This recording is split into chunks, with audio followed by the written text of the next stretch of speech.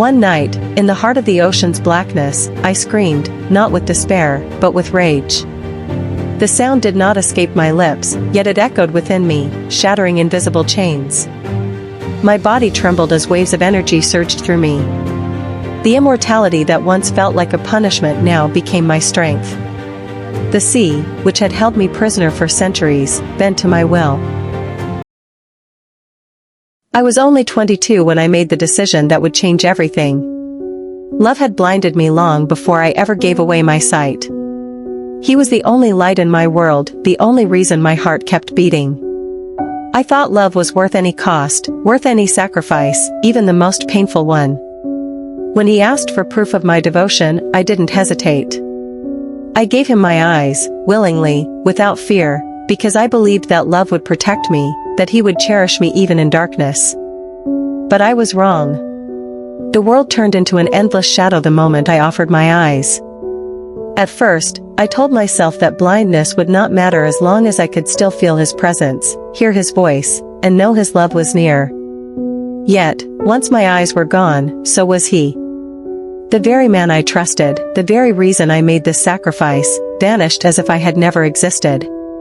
My heart shattered in ways far deeper than the pain of losing my vision. It was not just my sight that had been taken. It was my faith, my hope, my reason to live.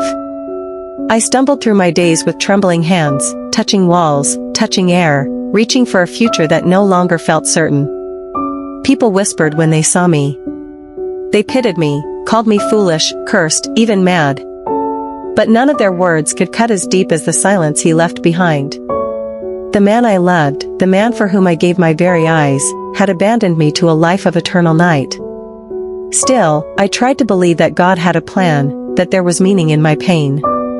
I prayed, even when I could not see the heavens I spoke to. I begged for strength, for healing, for a chance to understand why love had demanded so cruel a price. Yet, the only answer I ever received was silence, and the cold emptiness of a world I could never see again. My sacrifice was meant to prove love. Instead, it proved only betrayal. I thought I was giving him my eyes, but in truth, I had given away my freedom, my light, my very soul. And now I live in darkness, carrying the weight of a love that was never real, a sacrifice that was never cherished. When I lost my eyes, I thought the worst pain of my life had already consumed me. But I was wrong. My blindness was only the beginning of a curse far crueler than I could ever imagine. In the silence of my grief, I cried out to God, begging for death to take me, to end the endless darkness that wrapped around my soul. But instead of mercy, I was given immortality. At first, I did not understand what had happened. I thought my body was fragile still, human still. But days turned into weeks, and weeks into months, and I realized that hunger never killed me, wounds never lasted, and even the slow decay of time could not touch me. My flesh healed no matter how deeply it was torn, my heart continued to beat even when I wished it would stop.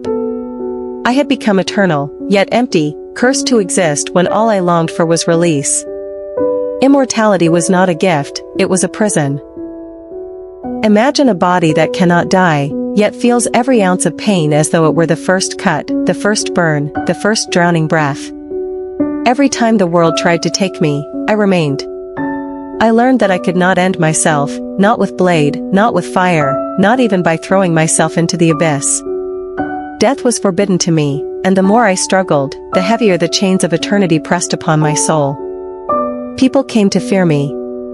They saw me stumble through villages, a blind girl whose wounds closed too quickly, whose blood never drained her life away. They whispered demon, cursed, unnatural. They did not see the broken heart inside of me, the endless grief that lived where hope used to be. To them, I was not a woman anymore, I was a creature. A reminder that God's punishment could be more terrifying than death itself. I begged for an answer, but heaven stayed silent. Was this curse meant to punish me for loving too much? Was it meant to teach me some lesson, or simply to remind me that love is not for the weak and blind-hearted like me? The weight of immortality crushed me until I no longer knew if I was even human. I was alive, yes, but life had no meaning when it could never end. I became a wanderer in my own fate, forever breathing, forever suffering, forever praying for an end that would never come. God had cursed me with eternity, and eternity is the cruelest pain of all. When I first realized what I had become, I tried to hide it. I thought if I moved quietly, if I stayed in the shadows, people would never know the truth of my cursed existence. But no matter how I tried, humanity always found me, and when they did, their eyes filled with fear. My blindness marked me as fragile, but my immortality betrayed me as something far worse. I was not seen as a woman anymore, I was seen as a monster. At first, it was whispers. Children pointing at me, mothers pulling them close, fathers lowering their voices and warning their families not to approach. I could feel their stares, their judgment heavy on my skin. They did not understand how I lived without food, how my wounds healed without reason, how my body endured what should have destroyed it. To them, I was not blessed, nor cursed, I was unnatural. Then came the rejection. Doors slammed in my face when I sought shelter. No one would share bread with me, not even the poor. Priests prayed against me, muttering words of protection as if my presence alone could corrupt their souls. Some even threw stones, their anger fueled by fear. I wanted to scream that I had never asked for this, that I had begged God for mercy, not for eternity. But my words meant nothing. To them, I was proof that something wicked had been touched by heaven's wrath. The loneliness cut deeper than any blade ever could. To live forever is already a torment, but to live forever without belonging is unbearable. I longed for a voice to call me friend, for hands that would not tremble when they touched me. But the more I sought love, the more I was driven away. Humanity closed itself to me as though my very existence was a disease. I became a ghost among the living, drifting through their villages, their cities, their temples, always searching for a place I could belong. But everywhere I went, the story was the same: suspicion, whispers, rejection, and fear. They saw me not as a soul trapped in suffering, but as an omen, a curse made flesh. Their rejection became my prison, a reminder that I no longer had a place in this world. I was condemned not only to immortality, but to walk it utterly alone, unwanted, unloved, and feared by all I once called my own. They grew tired of fearing me. Whispers turned to anger, and anger turned to violence. The people who once only avoided me began to see my very existence as a threat. To them, I was not simply cursed, I was dangerous, a reminder of something they could never understand nor control. Their fear demanded an end, and since death could not claim me, they chose to cast me away. It happened on a night heavy with storm clouds. I was dragged through the streets, my hands bound, though I did not resist. I had no strength left to fight, no hope left to cling to. I heard the villagers shouting, their voices a mixture of rage and terror, calling me a demon, a punishment from God. Their hands shoved me, pulled me, tore at me until I felt the salt in the air, the endless waves crashing against jagged rocks. The sea roared like a beast hungry for sacrifice. I begged them not to do it, not because I feared death, but because I already knew death would never come. I told them the water could not kill me, that it would only trap me. But they did not listen. Perhaps they thought the sea would swallow me forever, or perhaps they simply wanted me gone, beyond sight and memory. With one final push, they hurled me from the cliffs.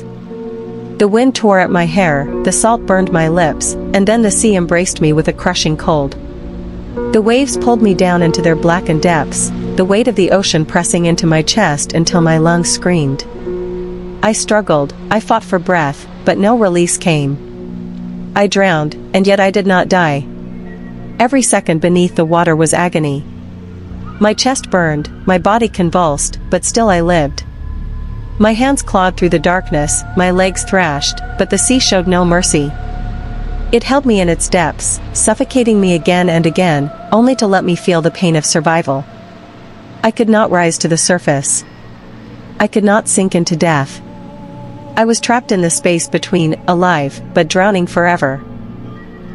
The sea became my prison, its currents dragging me endlessly through black waters, its silence deafening. Above, the world forgot me. Below, I endured the torment of eternity, blind and broken, yet unclaimed by death. The sea has no mercy. Day after day, night after night, though I can no longer tell them apart, it keeps me in its suffocating embrace. I am trapped in a cycle of drowning that never ends. My lungs fill with salt water, my body convulses in desperation, my chest burns with the fire of suffocation, and then, just when death should claim me, my curse denies me that release. The water leaves me alive but broken, forcing me to endure the same agony again and again. There is no ground beneath me, no sky above me, only endless black water pressing against every part of me. Sometimes I feel the pull of currents dragging me deeper, spinning me in their endless grip until I no longer know which way is up. I claw at the water, reaching for air I will never taste, for light I will never see, for freedom that will never come. The sea does not answer. It only swallows me whole, over and over again.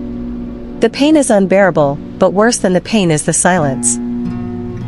No voices reach me here, no warmth touches me, no hand ever pulls me from the abyss. I am alone, completely and eternally, with nothing but my own suffering for company. Time has lost its meaning. Minutes feel like years, years like centuries. My immortality stretches into infinity, and with every moment I lose another piece of myself. Sometimes, in the stillness between drownings, I wonder if I even exist anymore. Am I still human, or just a ghost, a fragment of pain floating in the sea's endless void?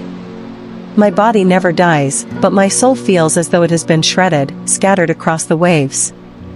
I want to scream, but my voice is always lost in the water, swallowed before it can ever escape. This is not life. This is not death. This is something far worse, a punishment without end, an agony without purpose. I gave my eyes for love, and in return I was cursed to suffer forever, feared, abandoned, and cast into the abyss. Now I am nothing but a prisoner of the sea, trapped in eternal drowning. My pain is endless as the dark waters that hold me. For countless years, I thought the sea would be my tomb. I had accepted the endless drowning, the silence, the pain, the hopeless eternity. But something changed deep within me. In the stillness of the abyss, where no human eye could ever reach, I began to feel a fire burning, small at first, then brighter with every cycle of suffering. My soul, though broken, refused to shatter completely. The pain that had chained me became fuel, and the curse that was meant to destroy me began to transform into power. One night, in the heart of the ocean's blackness, I screamed, not with despair, but with rage. The sound did not escape my lips, yet it echoed within me, shattering invisible chains. My body trembled as waves of energy surged through me. The immortality that once felt like a punishment now became my strength. The sea, which had held me prisoner for centuries, bent to my will. The water no longer suffocated me, it carried me. My lungs filled not with pain, but with breath.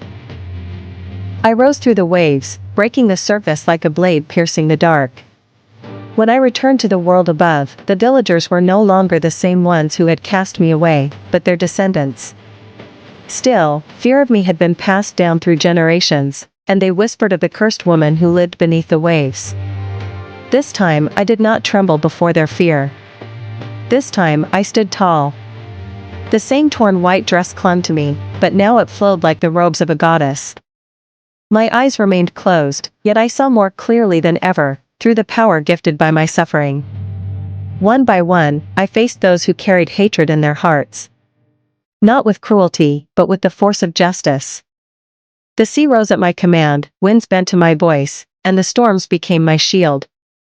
Those who tried to harm me were swept away, and those who begged for mercy were spared.